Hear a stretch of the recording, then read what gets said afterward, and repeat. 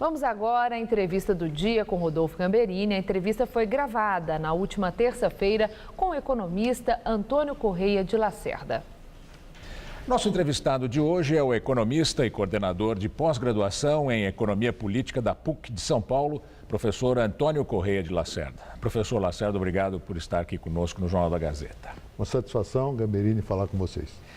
Professor, a pergunta que eu tenho feito aos entrevistados esta semana, 2015 está terminando, o que nós devemos esperar na economia, no seu caso, de 2016? Pois é, Gamberini, você vê todos os fatores que afetaram a economia em 2015, e são alguns de ordem internacional, como, por exemplo, a desaceleração da China, né, que diminuiu as compras do Brasil e afetou empresas de grande porte aqui no Brasil, como a Petrobras, a Vale do Doce, que tiveram a sua receita diminuída, né? Além disso, uma taxa de juros ainda muito elevada, a situação de emprego e renda também em queda. Então, o espaço para o crescimento da economia em 2016 está muito reduzido. Aliás, o mais provável é que a gente tenha uma nova recessão, uma nova queda do PIB em 2016, até porque é um efeito estatístico, né, desse desempenho de 2015. Agora, há um espaço, evidentemente, se houver uma resolução da crise política, mais algumas mudanças na política econômica, para que no final de 2016 o Brasil tenha um cenário um pouco melhor e possa iniciar o seu processo de crescimento, que poderá então se consolidar em 2017. Que mudanças na política econômica o senhor estaria? Olha, há uma mudança óbvia que é a área fiscal, né? A área fiscal se desarticulou, até porque a recessão desequilibra as contas públicas e a taxa de juros muito elevada que nós temos na nossa economia também aumenta muito as despesas. Então, a esperança agora é com uma inflação mais comportada em 2016, quer dizer, nós devemos sair de uma inflação de 10,5%, 11% em 2015 para 6,5% ao longo de 2016. Então, isso abre espaço para uma redução da taxa de juros, né? E isso ameniza uma parte dos gastos públicos e, além disso, pode criar um ambiente um pouco mais favorável para a retomada das atividades econômicas. Agora, por que o Banco Central e o mercado financeiro estão projetando juros mais altos se a inflação está caindo?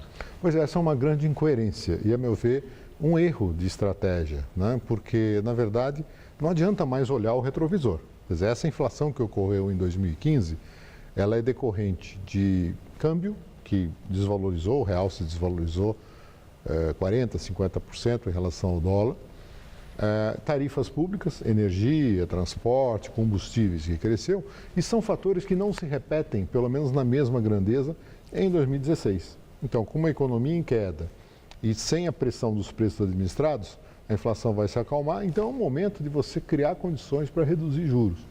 Há uma pressão muito grande do mercado financeiro, e é uma visão também que aparentemente apresenta respaldo no próprio Banco Central de elevação da taxa de juros. Seria um grande equívoco, né? Porque, evidentemente, o juro mais alto não vai resolver o problema da inflação passada e a inflação futura aponta para índices bem mais comportados. O ministro Levi, que deixou o Ministério da Fazenda, era um representante do mercado financeiro, era funcionário quase dono do Bradesco. O ministro Nelson Barbosa não fez a escola de Chicago, estudou em Nova York, na New School for Social Research, tem um pensamento diferente. O senhor acredita que ele vá aumentar os juros? Ele concorda com essa política de juros? Talvez não, né? Talvez não, mas como essa decisão está mais no âmbito do Banco Central, né? Pode ocorrer essa elevação de juros. Agora, de qualquer forma, o perfil mais eclético do ministro Barbosa lhe dá mais espaço de interação com os trabalhadores, com os empresários, com os vários setores da economia. Porque o que eu digo sempre é o seguinte, nem sempre o que é bom para o mercado financeiro é bom para o país, né? Nós temos uma economia bastante diversificada no Brasil e é muito importante ouvir o mercado financeiro, mas também precisamos ouvir o mercado produtivo, quer dizer, os demais atores da sociedade, a indústria, a agricultura, os serviços e os trabalhadores, que também são partes importantes dentro desse processo. Então, na verdade, a troca de ministros em si não significa necessariamente uma mudança profunda na política econômica, até porque o espaço, no curto prazo, é muito reduzido, mas pode aumentar o respaldo que o próprio governo vai ter nos vários segmentos e atores da economia no sentido de uma reordenação da política econômica voltada para criar as bases de um novo crescimento. Ou seja, a economia tem que ser para a produção e não para o ganho com juros.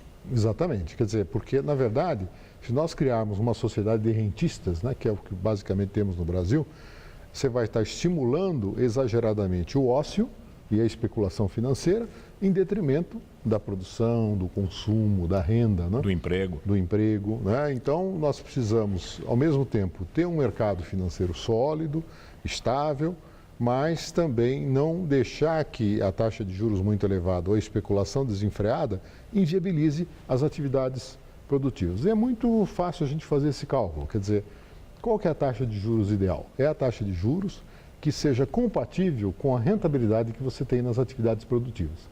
Toda vez que a taxa de juros for maior que a rentabilidade esperada no mercado produtivo, você vai estimular a especulação em detrimento da produção. Porque ninguém vai se arriscar a produzir para ganhar menos do que colocando dinheiro parado no banco. Exatamente, né? Então, o que explica, o que o telespectador pode estar perguntando é o seguinte: poxa, mas e esses investimentos estão entrando no Brasil na área produtiva? Esse pessoal está queimando dinheiro?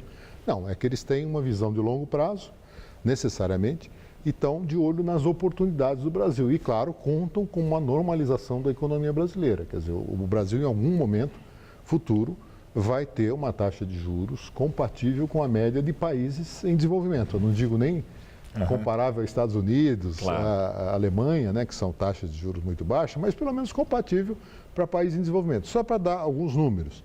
Quer dizer, nós estamos falando aqui de uma taxa de juros real projetada da ordem de 6%, que é a taxa de juros corrente menos a inflação projetada. Como é que isso é hoje no mundo desenvolvido? Estados Unidos, Europa, Japão, zero ou até negativo. E como é que é nos países em desenvolvimento? Rússia, China, Coreia do Sul, África do Sul. Quer dizer, ela oscila ali entre 0% e 1%. Então, quer dizer, na verdade, a nossa taxa de juros real hoje é 5, 6 vezes a que é praticada nos países em desenvolvimento. Então, nós precisamos resolver as armadilhas que nós mesmos criamos ao longo do tempo. Uma delas é a indexação, que é o ajuste automático de preços, tarifas, contratos, e estabelecer um mecanismo de financiamento da dívida pública que privilegie o longo prazo. Para quê? Para que as pessoas se sintam mais confortáveis em investir na produção e não na simples compra de papéis, títulos públicos.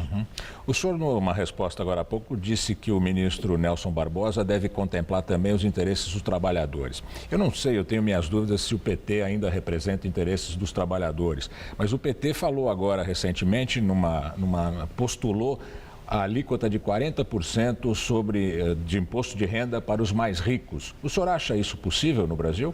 Olha, isso certamente encontrará muita resistência, né? Mas, na verdade, é o seguinte, nós precisamos de uma ampla reforma tributária. Por quê? O Brasil tem uma carga tributária que é elevada quando a gente olha assim de longe, comparado com os demais países, mas é uma carga extremamente injusta e complexa, né? É complexa porque é um emaranhado de impostos que se sobrepõe, e injusta por quê? Você tributa muito o consumo, mas tributa pouco a renda, né? Então, nesse sentido, o mais natural seria uma elevação realmente da tributação sobre a renda, né? Agora, isso evidentemente tem que ocorrer no bojo de uma reforma tributária, porque se não for feito assim, vai haver uma resistência muito grande, porque a sensação que as pessoas têm, principalmente devido à baixa qualidade dos serviços prestados pelo Estado brasileiro, é de que você vai pagar mais imposto, mas não vai ter a contrapartida. Então, como conciliar esses interesses? A meu ver, primeiro, reduzindo muito o maior gasto do governo, que hoje está chegando a 9% do PIB, que são 550 bilhões de reais ao ano, que é o gasto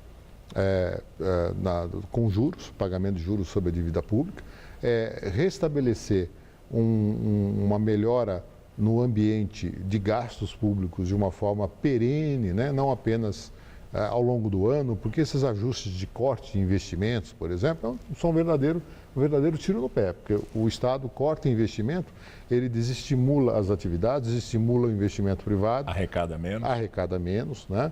E gasta mais com o financiamento. Então, na verdade, Nós precisamos de uma profunda reforma fiscal e tributária, corrigindo essas distorções que estão presentes e, ao mesmo tempo, abrindo espaço para um crescimento futuro. Tá bem, professor. Agradeço a sua participação aqui no Jornal da Gazeta. Espero que o senhor venha, ao longo de 2016, nos dizer se os seus prognósticos estão ocorrendo. Tomara, Espero que sim, tomara. E eu fico sempre muito feliz de participar aqui e sempre que me convidarem, estarei aqui. Muito obrigado.